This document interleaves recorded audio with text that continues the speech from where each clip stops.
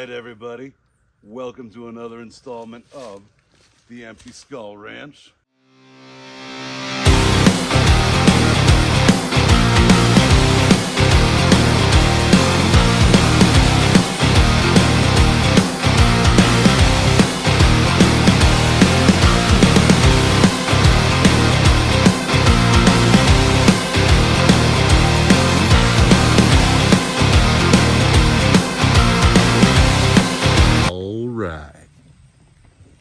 And as you notice, I'm moving super fluidly, doing very natural body movements because I found my ultra concealable firearm.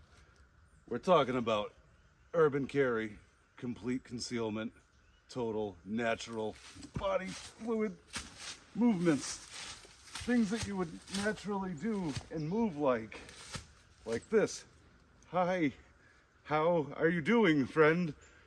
Well, secret is I got a lightweight, compact urban carry right here, strapped close to me at all times, ready to spring into action at a moment's notice. As you notice, well, maybe not so concealable, but it is a damn nice holster. Anyway, we are going to get into, yeah, that was a little ridiculous. Super ridiculous. Super Redhawk ridiculous. Super ridiculous. Super Redhawk. See what I did there? Right. All right, anyway. So, this little beauty I got for your consideration is one I picked up a little while ago. I know while I've been doing all these truck videos and all this garage stuff and all that, I've been meaning to get back to doing these gun videos. Now I'm going to do a lot of these in rapid succession. Well, maybe not rapid succession, but I do have a few lined up for you that some stuff that I had picked up in the meantime while I've been doing all these other projects. And this was just one of them. I also have a rare gem from the early 70s that I'm going to do a video on next, made by the Dan Wesson company. All right. So, anyway, let's get back to the point at hand. The Ruger Super Redhawk. Now, back in the 80s, Ruger was doing a lot of stuff with their revolvers. In fact, they were trying to phase out their Security 6. So that had been a standby of theirs for quite some time, the Ruger Security 6. Not a bad looking revolver, as you can see depicted.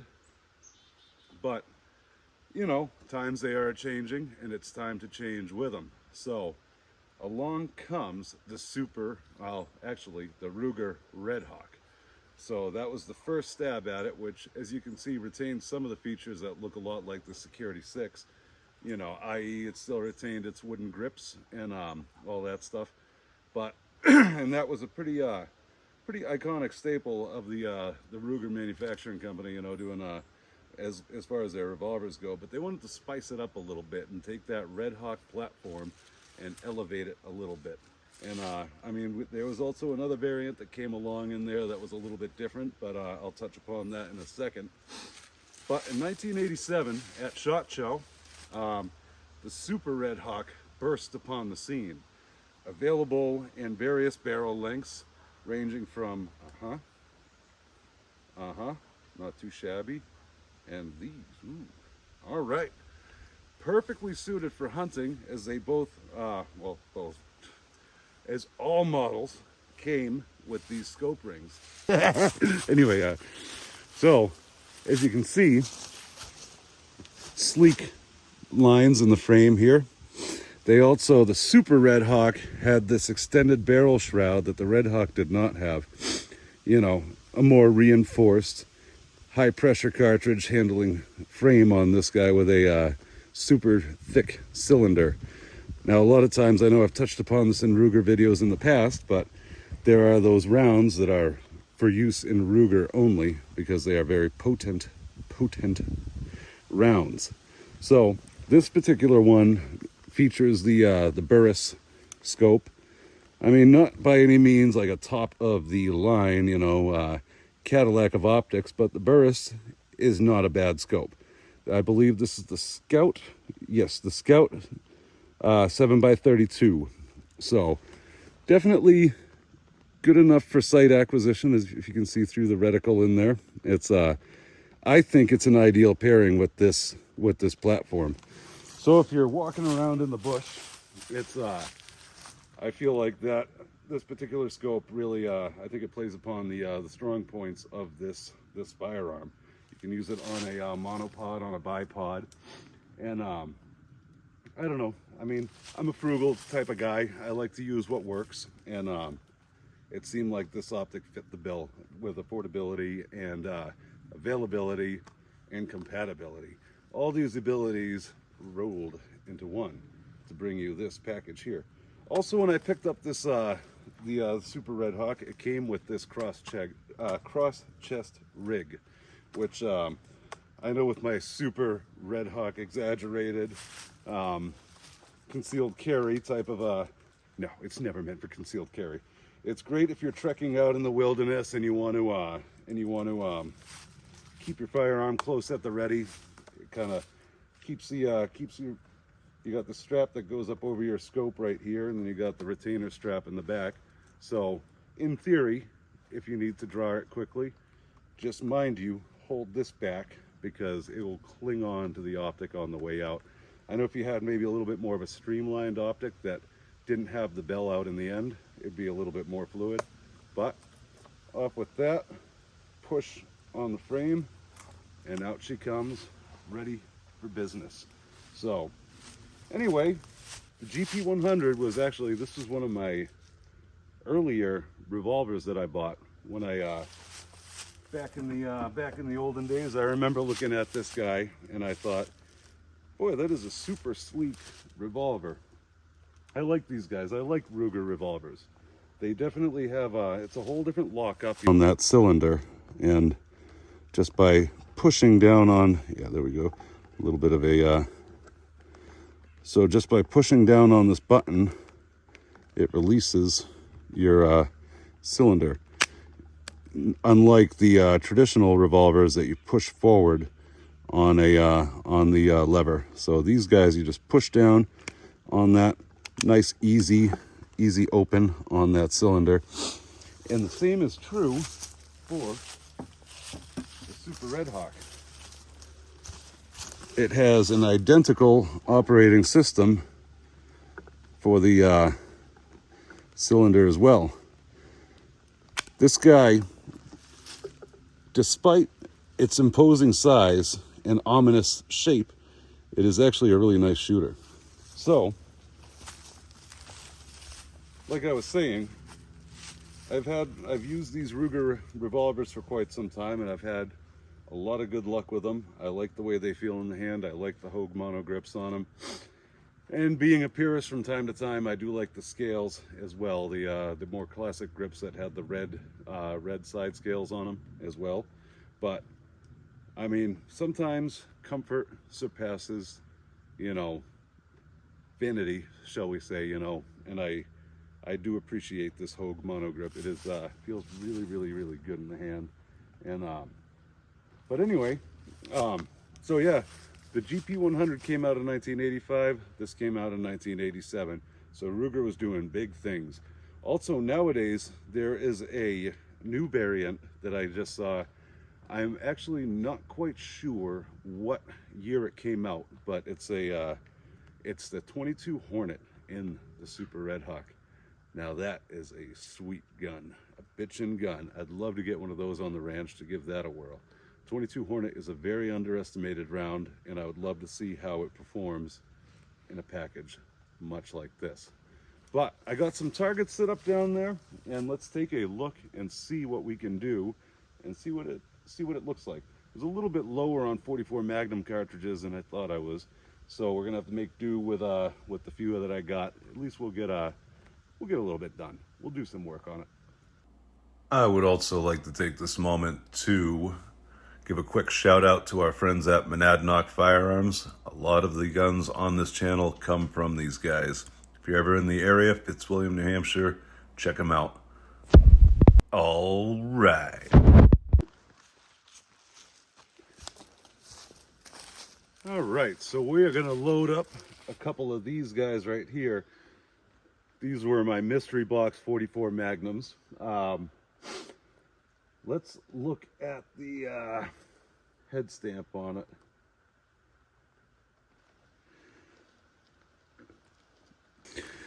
We're using semi-jacketed soft point. So let's see how these do. Look at that beefy cylinder in that. This is exactly why this revolver can shoot a wide variety of different loads and not hesitate doing it. That is a very beefy cylinder. So let's take some shots, shall we?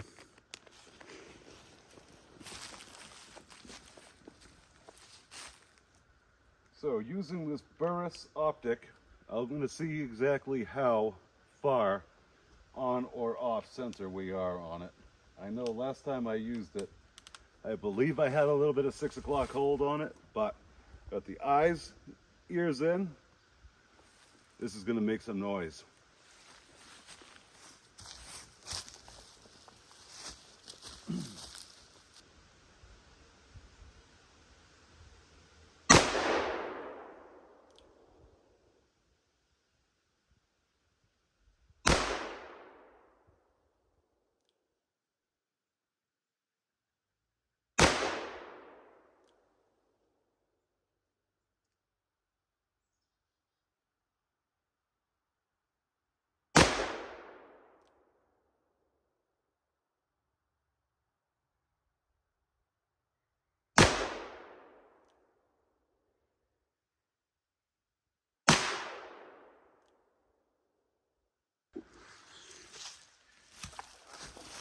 Also, to be fair, this guy right here, I could cinch it back a little bit because I got very long arms. So holding this guy like that, it's there is a sweet spot in there, but looks like I just found one. So let me try this again and see what we can do on that target. All right, let's get the last couple put into that monster cylinder right there.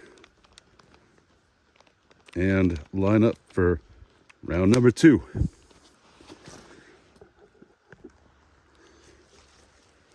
All right, so let's see how it's looking on the old paper now that I gave a little bit of a shrug of the shoulders and reacquainted myself with this, the sight picture on this Burris scope. So at full arm's length, let's see how it's looking.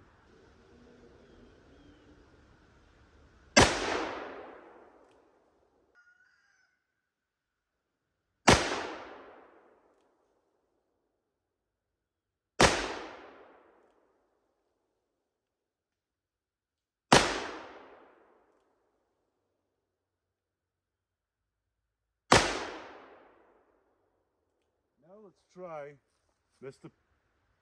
Watermelon over there.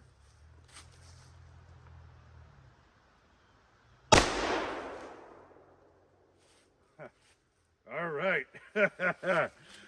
Love that. That is very, very gratifying. I gotta say, I'm like a little kid when it comes to exploding watermelons. So anyway, wait, where did that voice come from? All right, let's look at the holes in the paper. Yeah, let's look at the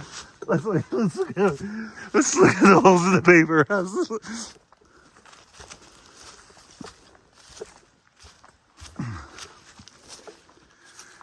As you see, as I eased up and got a little bit more comfortable on that, held my head up, arms at full reach. I didn't have any more flyers down below. They all stayed right up in the dead center of that target. So, goes to show, this was a cold start for me this morning. I hadn't done any shooting yet. So I figured, why not? You know, let's take it up and start from a cold start. But anyway, it took 6 rounds to kind of get reacquainted with it and kind of remember where that hold is the best. And like I said, I'm happy with that Burris scope. Is it the best top of the line Cadillac optic? Well, maybe not, but I kind of like it. I think it's rather neato. So dreamy. All right, let's try out the Ruger GP100, shall we? Wish I still had some watermelon. Ding ding ding ding ding ding ding ding ding. Whoop ding ding ding whoop ding ding ding whoop ding. Look at that, all the way over there. Ugh. All right, there we go. A full complement of 357 Magnum. The cylinder looks a lot smaller when you go from one to the next. I mean, let's take a comparison on here. Where in one hand we have the massive, on one hand we have the massive Super Redhawk and the 357 side by side. I mean, looking at those two cylinders side by side, yeah. But not to be underestimated, 357 Magnum is a very nice round. I enjoy the 357 Magnum round. So let's lock this in place, get ourselves range safe, muzzle pointed down range, and see what we can do to that target.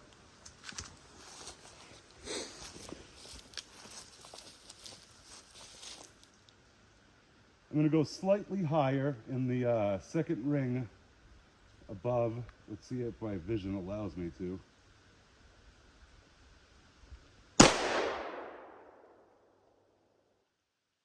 All right.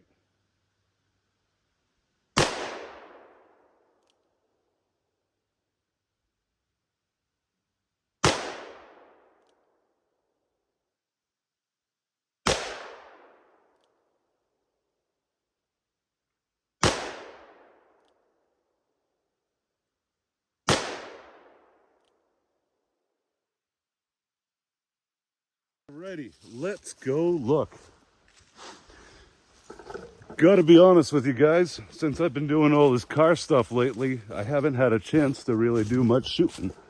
So, you guys are with me for my dip back into the water, so to speak, in the shooting atmosphere here, shooting arena. So, let's see, slightly above that, we had a little flyer down below. Don't worry about that guy. I felt that one happen.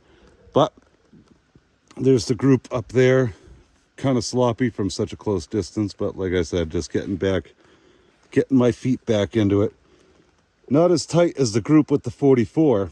That was on my second go-ahead, pretty much just annihilated the center of the paper. But when you're going from optic back to iron sights, the excuses go on forever. I can also say the atmospheric rotation against the crust of the earth and the slight upheavals in the magma field allowed me to slip. But excuses. They're like, oh, everyone's got one and they all stink. All right, guys. So there we have it. GP100 Super Redhawk. It ain't the super for no reason. All right. See you guys again on the Empty Skull Ranch when we have the Dan Wesson model number 11 Molly. All right.